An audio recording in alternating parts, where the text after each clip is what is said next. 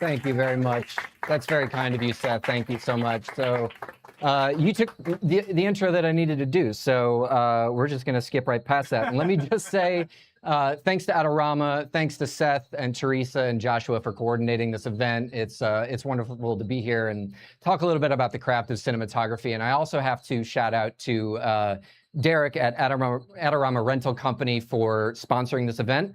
All of the gear that we're working with today is coming from them. So this would not be possible without them. So our camera, lens, and all the grip and electric that you see that we're working with today is coming from them. And on another note for that, I don't know if we have any aspiring directors in the group or people who are looking to make their next film. If you're working on a budget or you're working on your passion project, Adorama Rentals is a great place to go.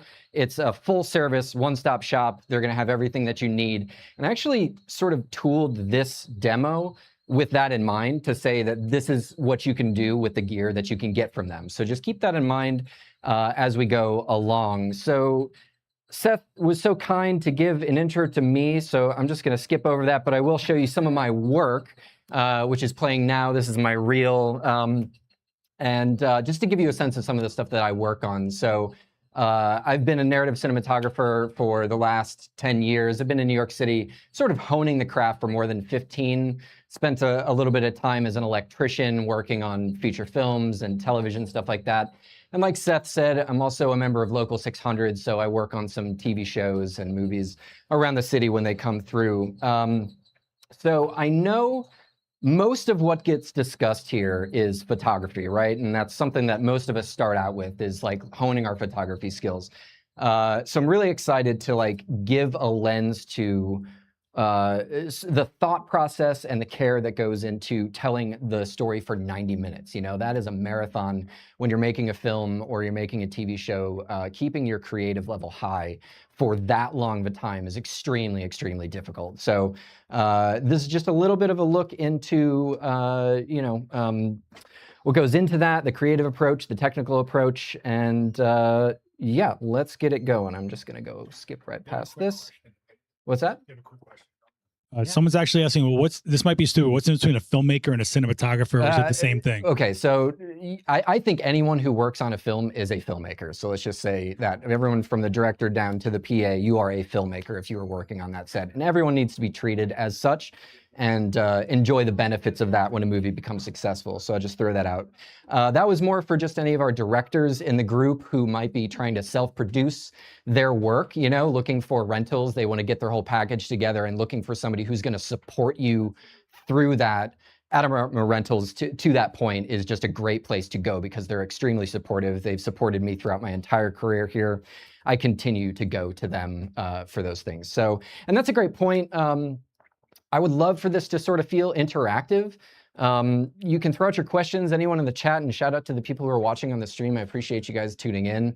If you have something you want to talk about or you want some more detail about something that I've already talked about, you mix it up, feel free to just shout it out, and let's try to keep this collaborative because filmmaking it's a collaborative medium, right? Nothing is done without the power of every single person who's on that set. So I know that we have probably some photographers in the group. We have a range of careers here. I see some friends in here who this is going to be a little bit slow for y'all because it's some of the more basic stuff. But my hope is that what you will be able to take out of this is thinking a little bit more about how you're going to approach your next project. Because it's not just about the technical stuff. It's not just about refining your exposures. It's about taking a step back and really thinking creatively about the way that you want to express to an audience and get them to emote back to you when they're watching your project. So for some of the basics, if you're getting ready to make a film, the first thing you're going to be faced with is just the idea that you have 4 scenarios that you're ever going to be faced with. And here they are.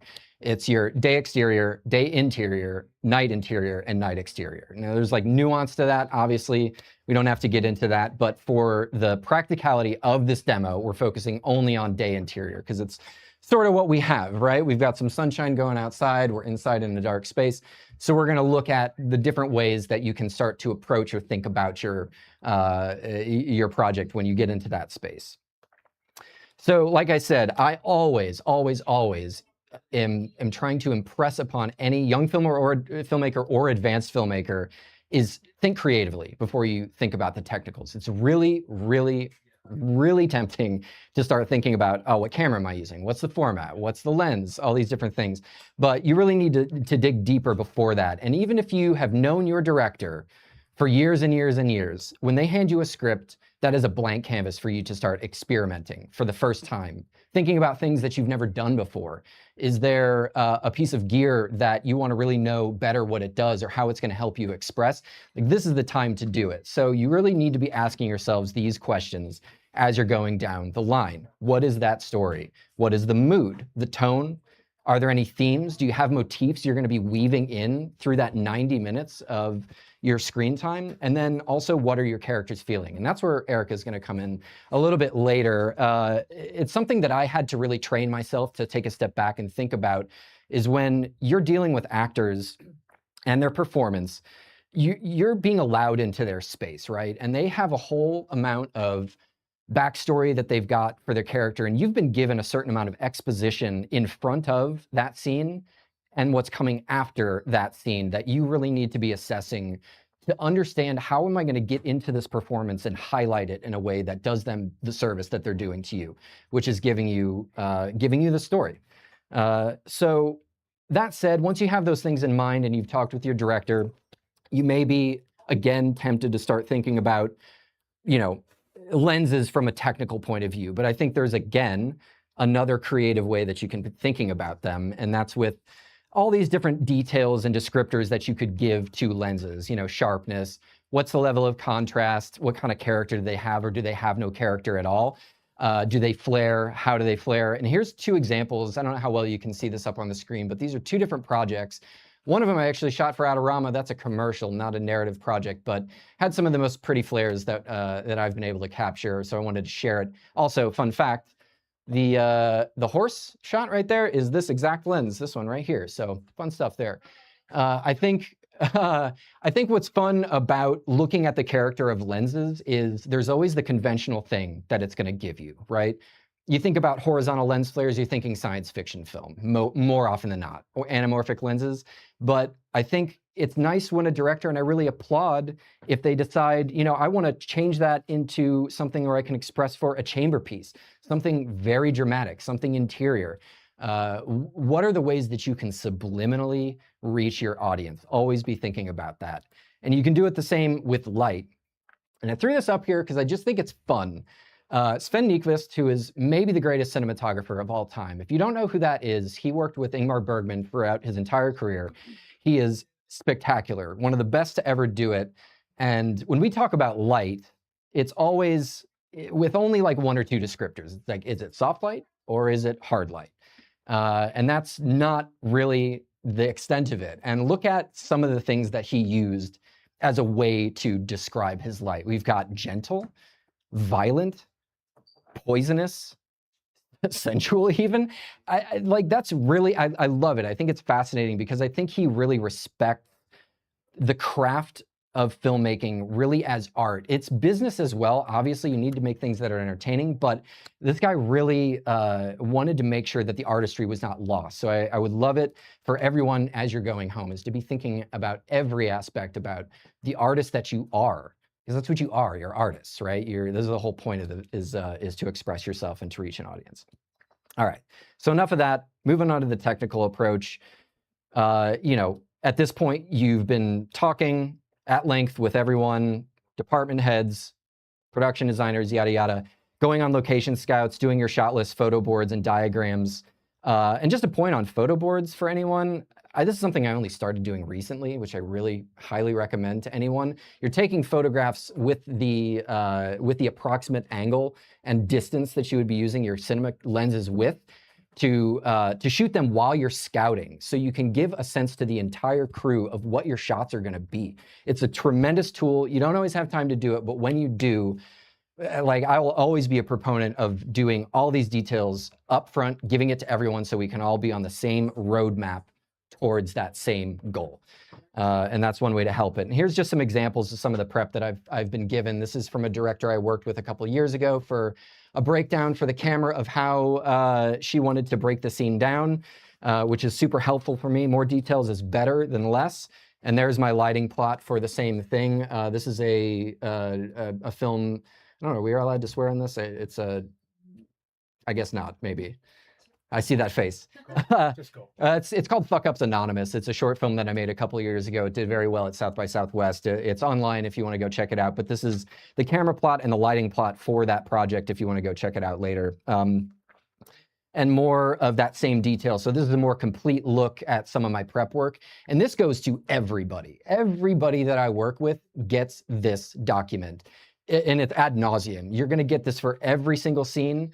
There's the photo board I was mentioning at the very top there, and you may have already seen some of that in my reel, some of the angles from there, including a lighting diagram, my shot list, which is again heavily detailed.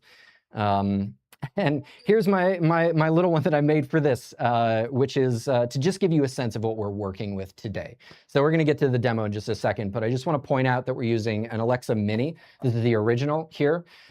We've got a Lomo 2x anamorphic lens on here, so that's a very widescreen look. It's a 75 millimeter. We've got a light matte Spectrum 4 right here, and then a possibly is going to be a 1200X, which I know that it says that it's outside, but it's inside. It's not outside. It's inside.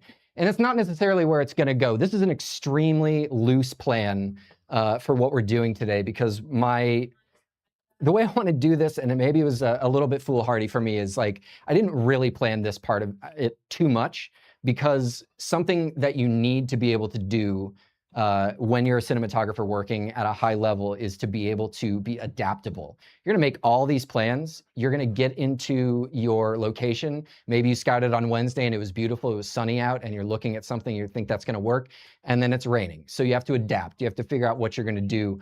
And that is a difficult skill to learn and to have the confidence as you're moving to be able to do that. So for this, I didn't really set this up for anything in particular. So we're going to figure it out together. And I think it's going to be something that'll be fun for us to just sort of discuss what we're seeing, because you have to look at the scene and assess it as you're going on to see what's going to work and what isn't going to work. A couple more tools that I do use just very quickly that I think you should also be using is Sunseeker. This is an actual picture that I took yesterday when I was checking the gear out to let me know where the sun is. It's probably pretty accurate. It's like right there. So still got some daylight out there. And then on the left is an exposure tool. It's called EL Zone. We can talk more about that later, or if you have questions about it as we go. It's also going to be up on this monitor when we get it going, and we can talk more about what that tells us and how to use it. So that said, before we go into the demo and the screen goes away, I love keeping in touch with people. Like, that is not a fake invite to you guys to hit me up. I'm happy to go grab coffees if you want to discuss afterwards what's going on. Like, that is a real invitation. I think the best part of this industry is just the relationships that we have. So feel free to do that. All right. Demo. Let's do it. All right. So let's move this out of the way. Let's get this going.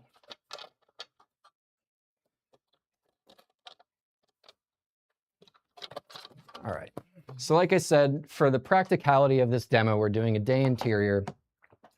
And again, I want to be thinking about this, and I want you all to be thinking about it from the sphere of like independent filmmaking, because that's kind of what this gear is for. That's what you're going to get from Adorama rentals, and it's likely what your budget is going to give you. So to give me a fighting chance, we're going to just pretend that, let's just call this a drama, right? Let's try to get some contrast going. Let's try to get a little bit of mood going in here and to try to figure it out. So this is Erica.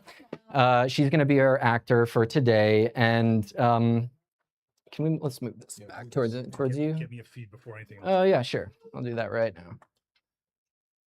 now.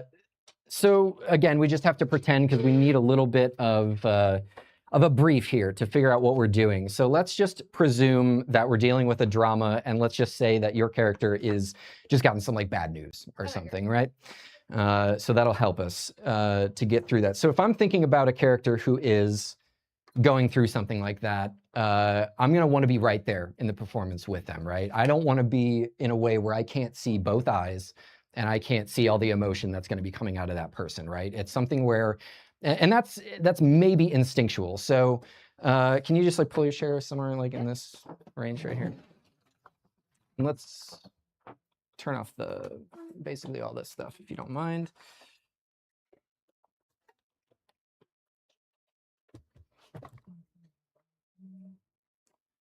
All right, so we have a feed up on this. Okay, very good. So you can see what I'm seeing as well. Let's have you turn your body, yeah, more that way. Let's bring you a little bit closer to the camera as well. All right, oh, amazing. So we can see it there as well. Go this way. And then lean forward for me. And just look off to the side this way. All right, very good. So right out of the gate, if there's anything you want to chat about in terms of these settings, or if you don't know what something does, or you want to start talking about some of the more technical aspects of this portion of it, we're free to do that as well. But I guess I would just throw it out to you is like, what do we see here? Right now, what I'm looking at is a background that's like not exposed very well, right? It's probably blown out in the highlights. We can see her okay, but it's all just the ambient light that's coming from over here, which I don't particularly care for, but wide open at the settings that we're at. Like I actually kind of like what we're seeing from the bokeh.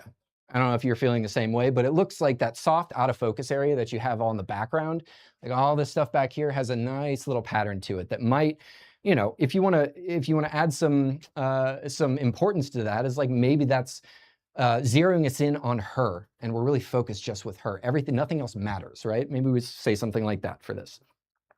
So lean forward for me just a little bit more.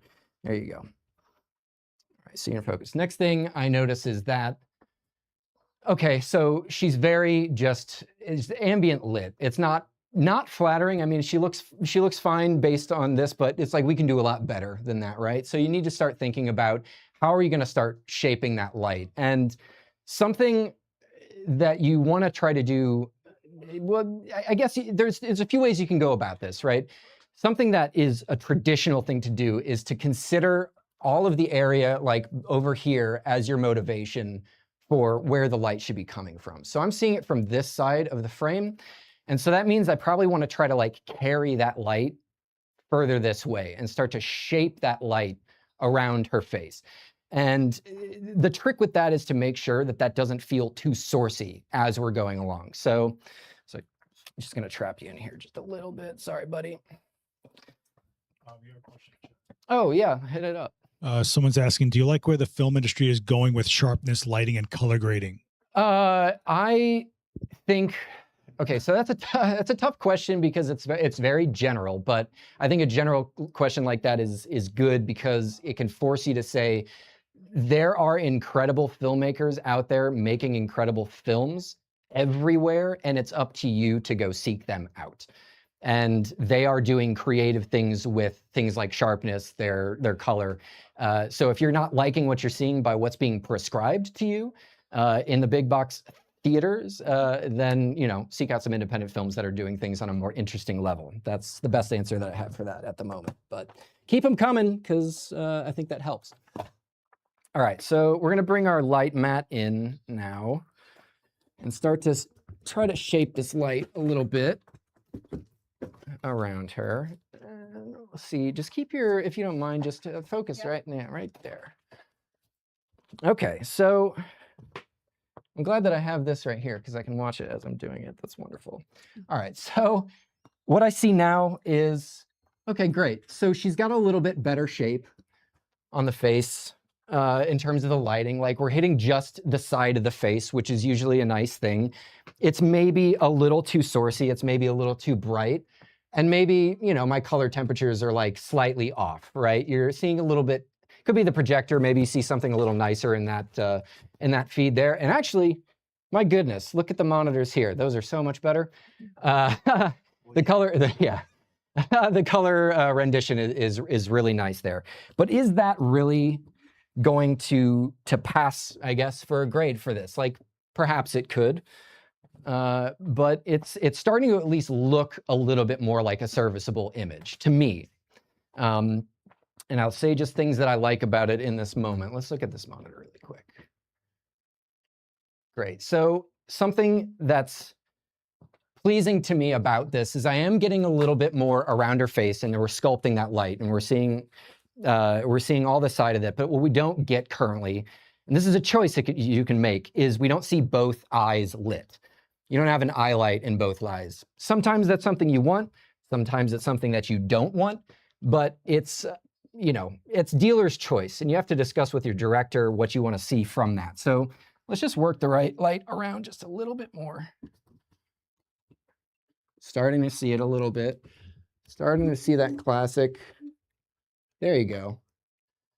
So just even with that small adjustment, we're getting a little bit more access into the performance, which I think is a really important thing. Like, we obviously are all trying to do our best work when it comes to making films, but I think the best way to have your mindset is to think about how you can always make everyone else look better. And that's just look better, is to like, what is it about this performance that we're gonna be able to see now that we get both eyes, Sometimes you lose something if you're not seeing that little specularity in the eyes. I think it's just an interesting how just 1 foot this way was able to shape that around in a way where now that feels nicer. So for the chat, I would explain the aspect ratio and the frame. Oh, sure. So this is a 2x anamorphic lens. We're shooting on the original Arri Alexa, so it's a 4x3 frame natively. But this lens is squeezing that image with the front element in a way where when you bring it into post and you de-squeeze it, or you de-squeeze it in the camera, it gives you natively a widescreen format, which is 2:4:1. So that's why it's a widescreen. And it's just something that you will see more in the cinema than you will on TV, though I think that's, that's changed in the last few years. So is there anything I'm probably going a million miles an hour. I see a question. What's up? Yeah, if you've got the placement of the light correct and you've got the level of the light correct, what's the easiest way to make it feel not sourcey? Not sourcey? So repeat it. Okay, so the question was, if you've got the placement correct and you're liking where it is, what is the way in which you make it feel not sourcey? So this does feel a little bit sourcey, and we have to deal with the limitations of the space that we're in right now, which is usually it comes down to how are you shaping it after the fact? Like right now, we just have this light, it's on her, it's sort of enclosed with her with this egg crate on front of it, but it's not really softened any further than that, which is something that would make that feel a bit more pleasing and would make it feel like it's not really just like an extra light that's just been placed into the room, right? So if we had like an 8x muslin or quarter grid or something that we could back this light up, or even the original plan actually was to have 2 of these. I was gonna stack them just to give us a little bit of a larger source. Would make that feel less sourcey. So I think it's a good question because, yeah, as you look at it, it's like, yeah, that's just another light in the room, and that's maybe not going to be enough to make you sell the effect, right? So someone's asking, why is it lean green color? The green, well, that's a good question. It probably has to do with my camera settings, so let's get into it.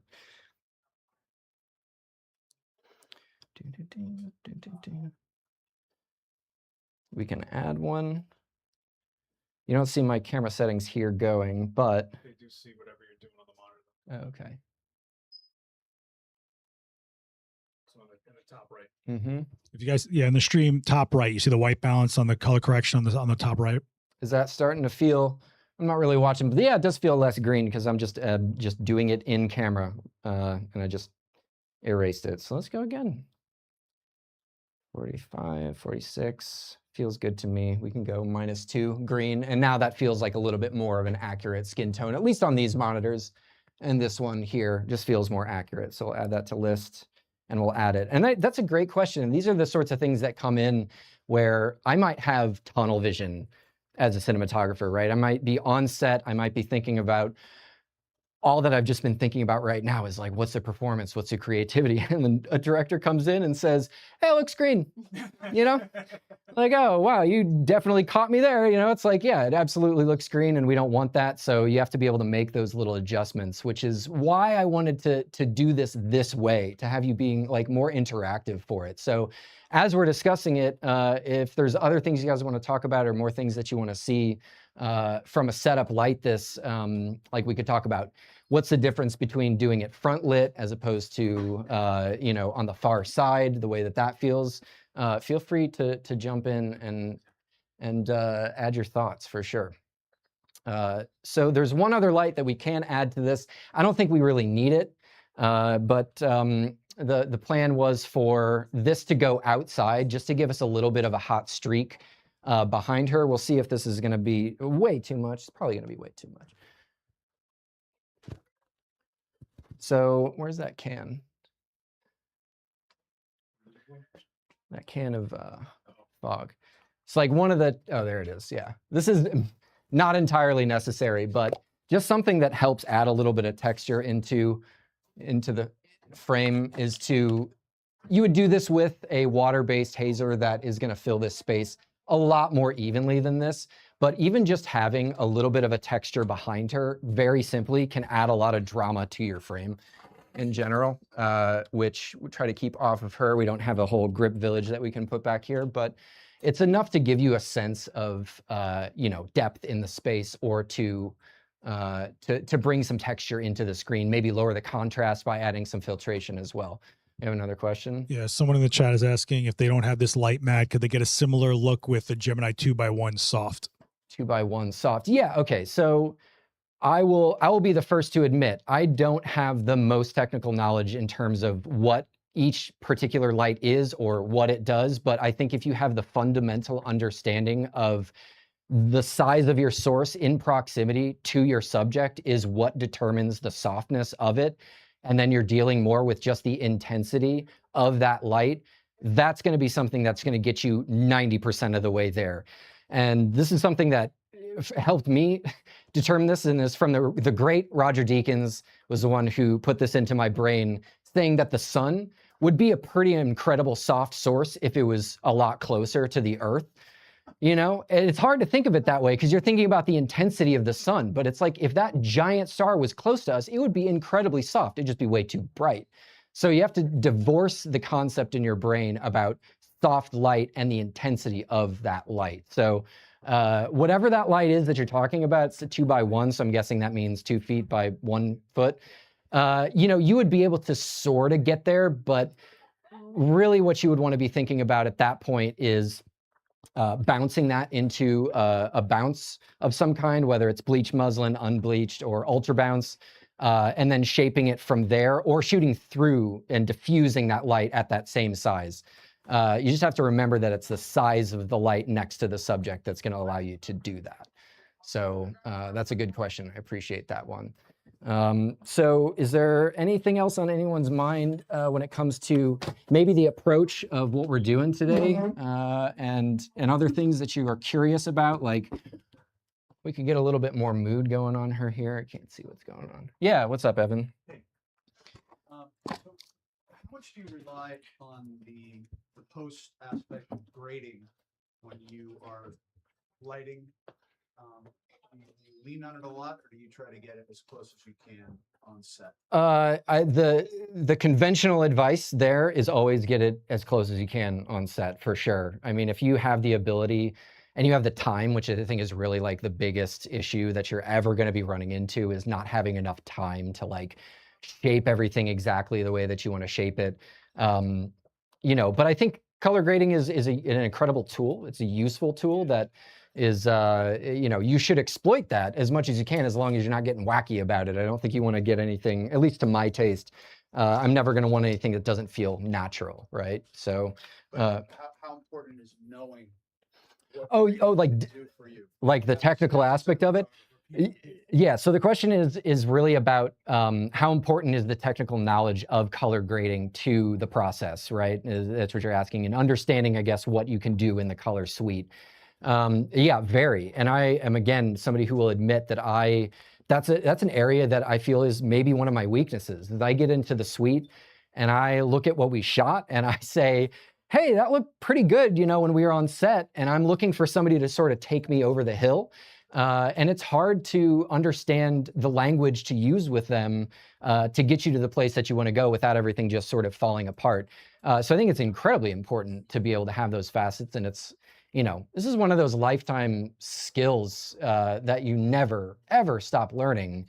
There's always an area of potential, I don't want to call it weakness, but like a weakness that you may have, whether it's your operating, maybe it's your lighting, or it's your color grading, or it could be any of the, 100 soft skills that nobody knows how to actually train on. Because this entire job is less lighting and lensing, and it's diplomacy. It's being able to be a great manager with somebody. It's to understand how to lead your crew, communicate with them. Do we have something else in the chat? Yeah.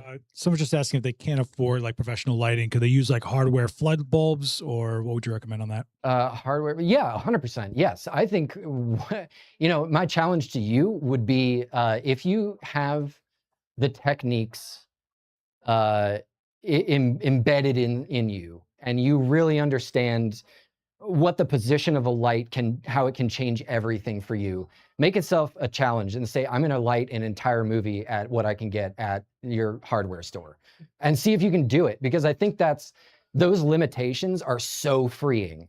I'm a huge proponent for any independent filmmaker to be thinking less about,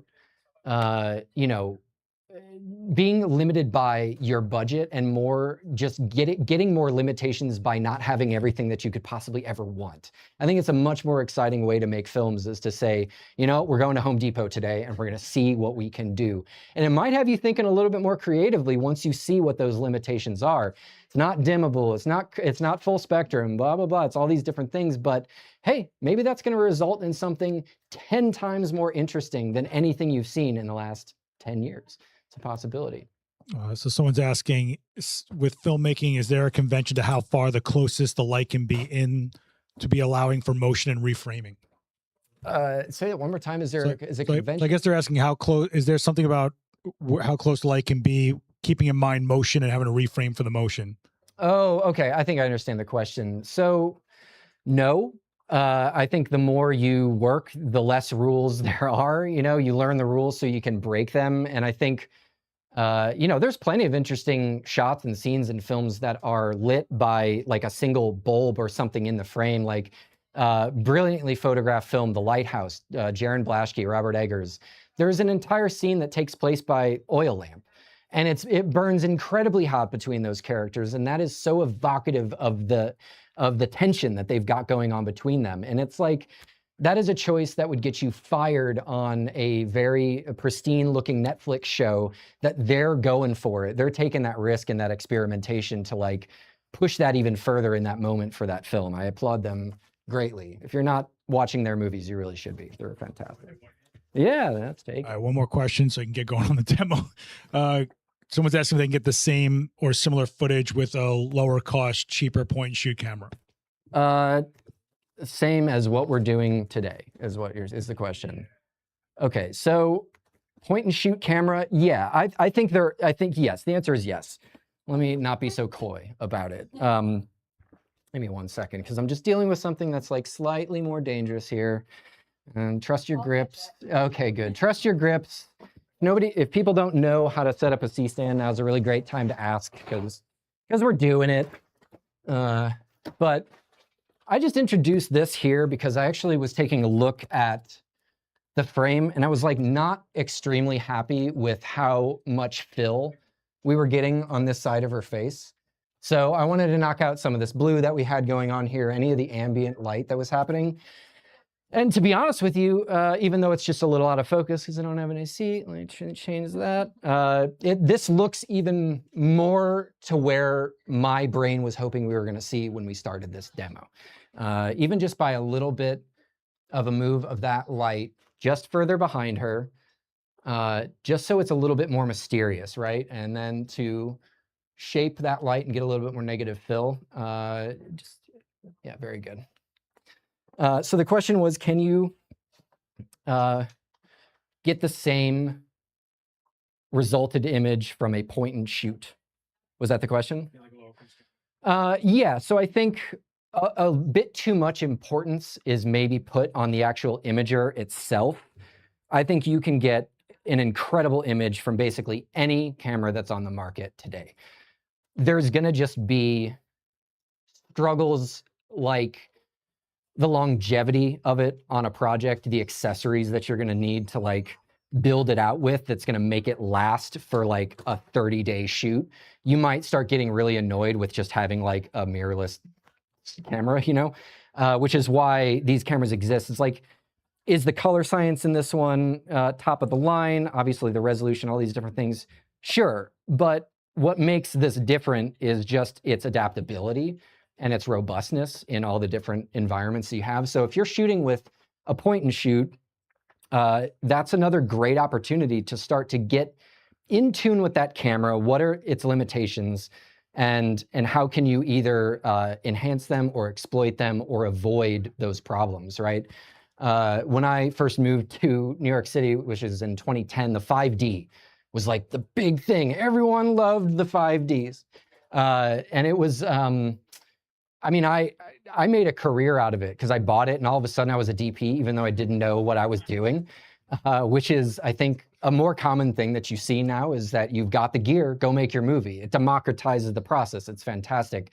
But what you're dealing with then is all of a sudden the motion is looking like Jello, and it's not, because it's full frame, it's not a plane of focus, it's a point of focus, and you're shooting everything wide open.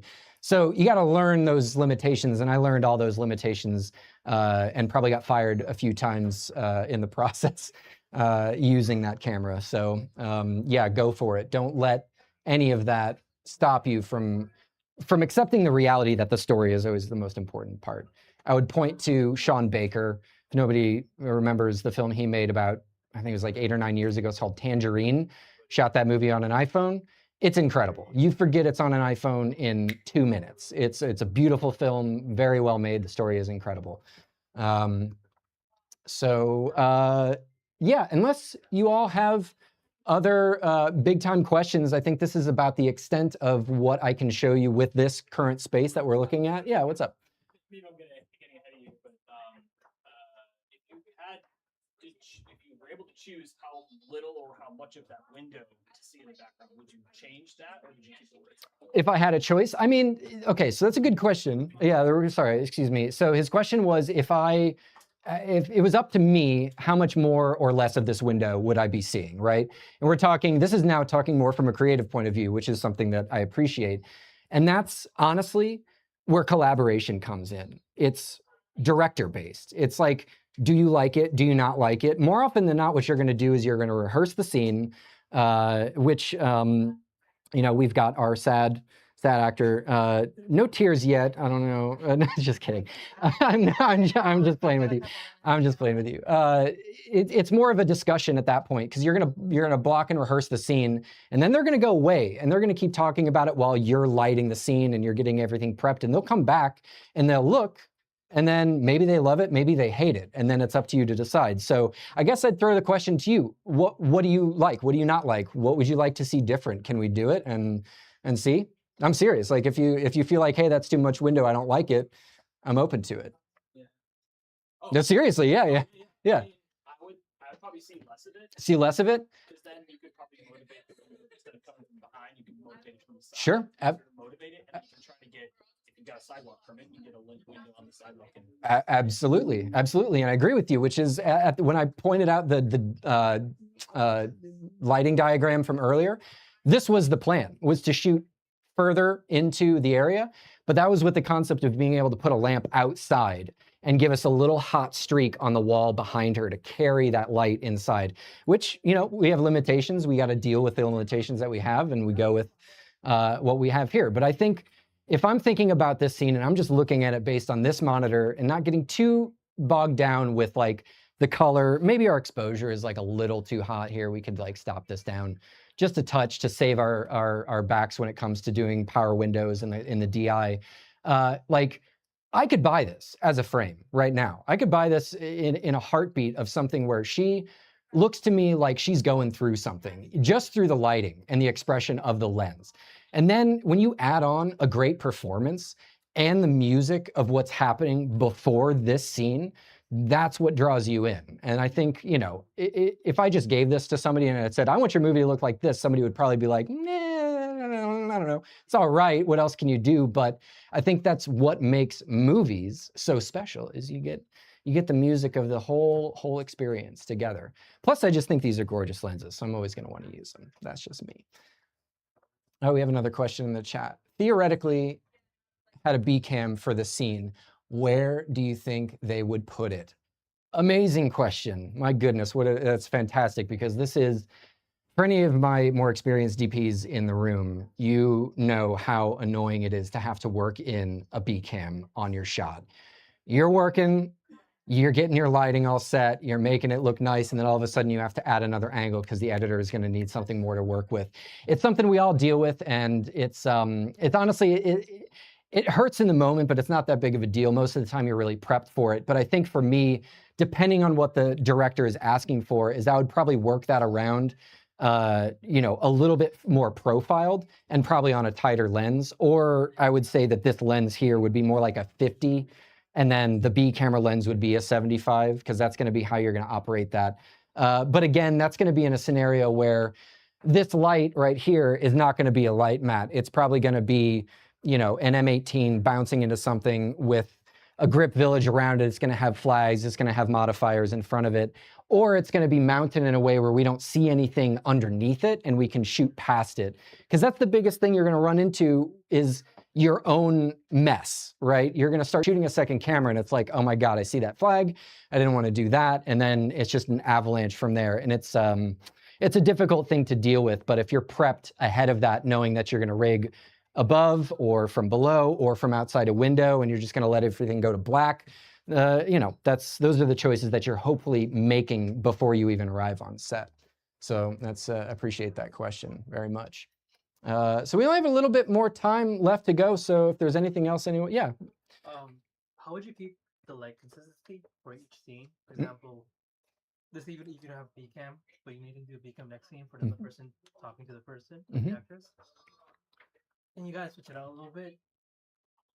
Generally, how do you keep the same light consistency for the entire movie? Okay, I'm glad you asked this, because it's something I forgot to bring up, and this is not. The question here is, thank you, buddy. He's keeping on top of me, repeating for those in the stream. So the question is, how do you keep the light and exposure consistent from shot to shot? Maybe you're not shooting with two cameras, or maybe you're even returning to a scene, you're doing a pickup, and it's something that you shot 2 months ago.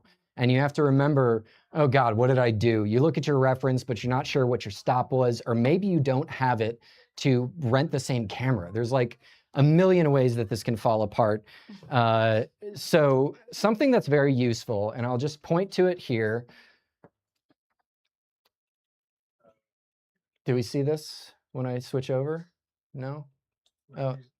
Oh, it doesn't come in through the inlay. So I apologize to people on the stream, but right now what I've got up on this monitor right now is EL Zone. So this is a way to keep track of your exposures. It's sort of like a false color, but what it does that false color doesn't do is it gives you the full range of exposures in your image, not just what's clipping on their shadows and your highlights and then giving you middle gray. It gives you every single stop along the way. So if I was shooting this and I came back a few weeks later and had to shoot a pickup of this exact scene that we're talking about, I'm going to know, based on what I'm seeing here, what my exposure levels were for that. Now, traditionally, what you'd be doing is you'd be taking light meter readings along the way, and that's how it was done for years and years and years, and then it's by a trained eye and, you know, hoping for the best. But now you've got an incredible program developed by Ed Lockman called EL Zone that you should put on any of your small HD, because it's a great, great, great tool. But yeah, it's a good question from the point of view also of just switching from one shot to the next. You know, like if we're gonna say like the next shot is gonna be like a full close-up, or maybe we're going to a different angle, it's like a profile, or maybe it's the time where she gets up and she leaves the scene. Like, how are you gonna keep that consistent? A lot of times when you're moving, everything is still sort of where it is, and you're taking mental notes and detailed notes about like what the intensity level is on the certain lamps. And kind of more often than not, you don't have to make any giant changes or disruptions to what you're already doing. It'll be more about like shaping it a little nicer, you know? You'll look at it like, you would start this out, the scene would be on a wide, and we'd see way more of the room, and the lighting wouldn't be quite as soft or in this exact direction, but it would be very close. And then when you're moving in, you're starting to wrap it around, you're starting to soften up and make for the close-up where, you know, everyone's going to be happy at the end of the day for it. So that's a really good question. Very good.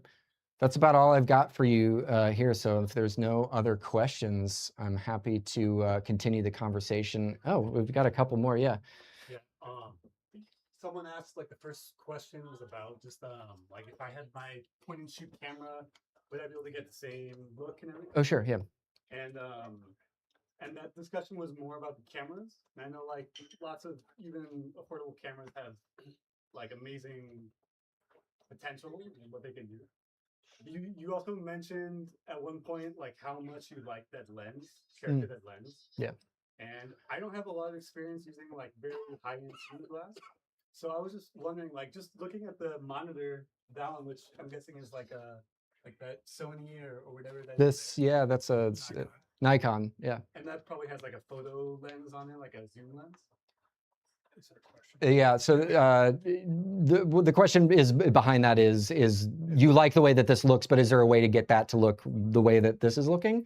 Or just like how important is the lens you have on that?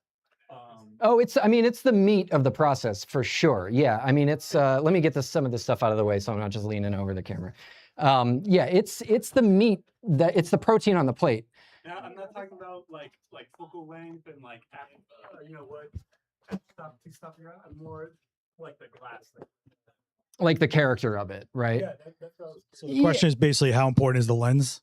Does that boil it down for you? Yeah, like comparing it to like the image you're getting off that, like, yeah, how important is the lens in getting this image? Because I understand like the lighting and. Yeah, I think I know what you're saying. So it's like the question is basically, is the only way I'm ever going to get that is via a very expensive cinema lens, I think, right? And the answer is kind of. I think there's a lot you can do in post now. I'll point to a very modern example is David Fincher made a movie that came out a few years ago. I think it's called The Killer. It's Michael Fassbender, right? So that movie is all spherical lenses. They're not anamorphic because he sort of famously hates that look when he can't control it. He's a meticulous mastermind, right? So they, in post, added all the artifacting, like the edge distortion, the lens flares. It's all stuff that was added in post because he wants to fine tune every single shot.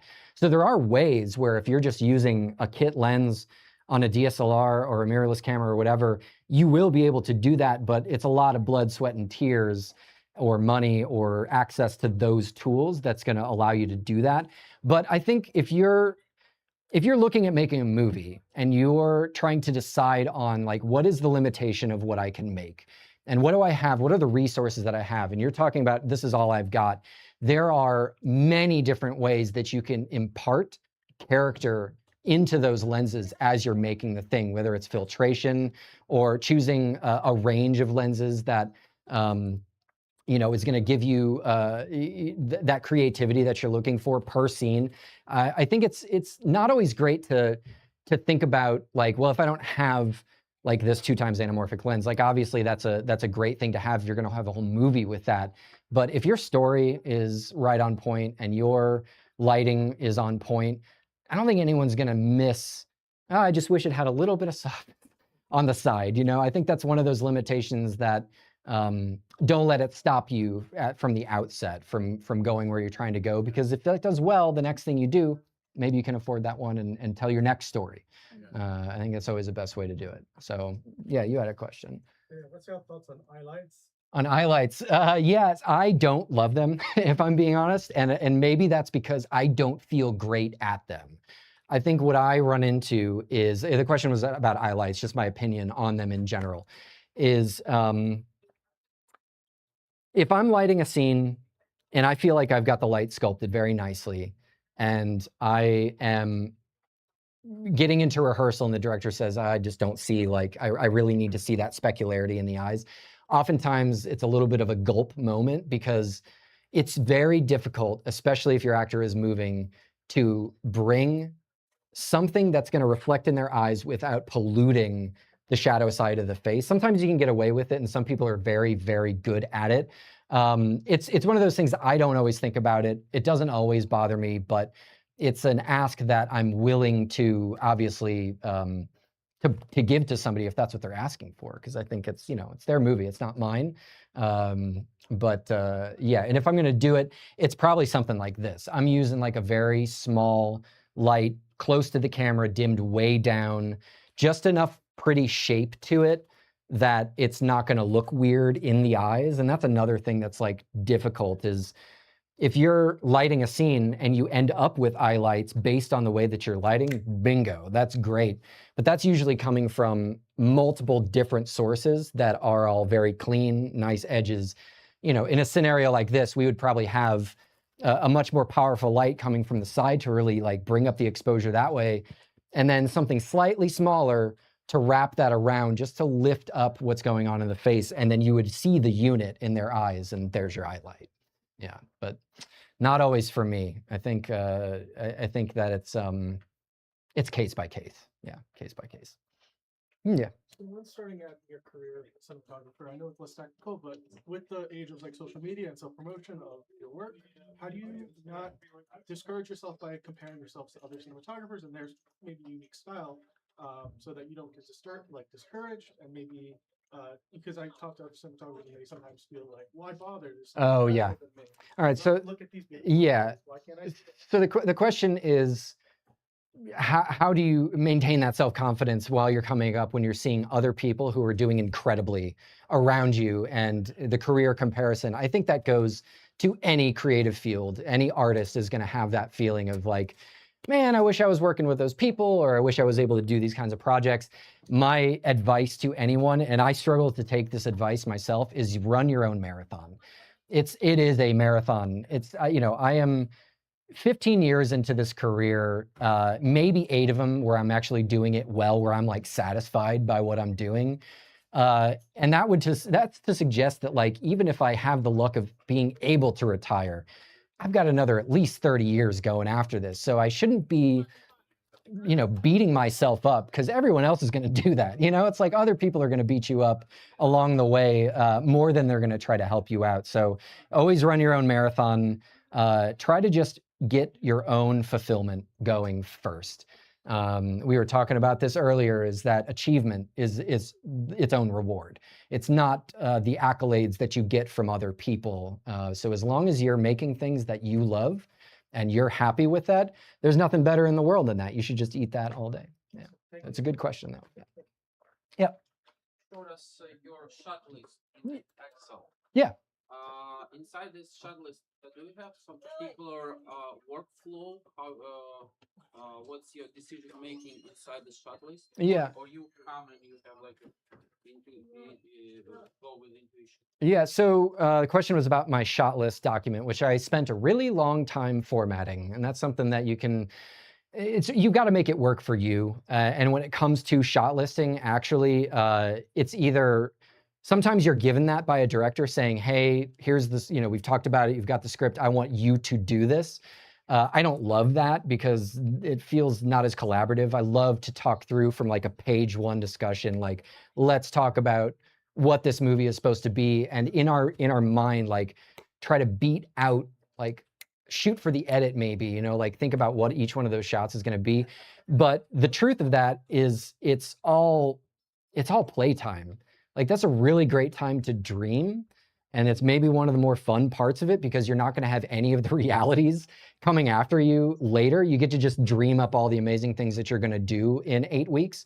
But it's sort of intuition. And then as you go along, you refine that piece by piece.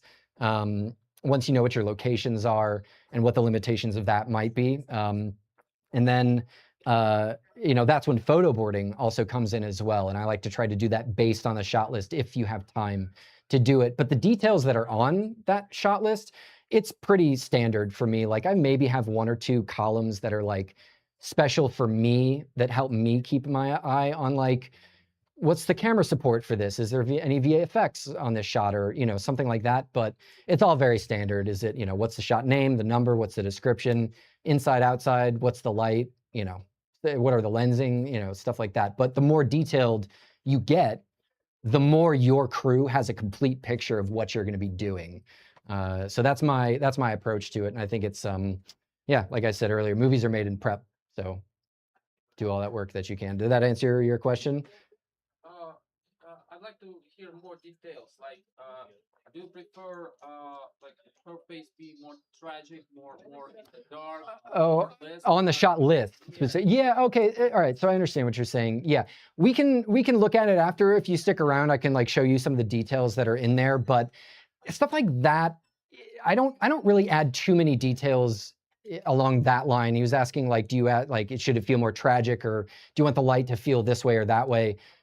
Sometimes it's sort of case by case, and it really depends on how much the director wants to get into that with me, or if that's really even the approach of the piece. Like, you might be making a film and say, you know, we're going to make this with as few shots as possible. Every scene is going to be one shot. It's like, that's something that people do, and it's, you know, it works to great effect in some films and is a mess to others. And then sometimes you say, oh, I'm going to shoot 3 cameras all the time, and it's going to be improvisational. People are going to move around. We need 360 lighting. We're not going to do shot by shot. It's going to just, oh, we're going to do the scene and that's that. Those are interesting ways to break a film down. So you don't always have the opportunity to do that, but if someone wants to give me that choice, then I'll do it for sure. Yeah. But we can talk more about it afterwards if you want to discuss it, for sure. Very good. If there's nothing else, all right, very good. Thank you all for coming. I really appreciate it. Thank you. And thank you to Erica. Yeah.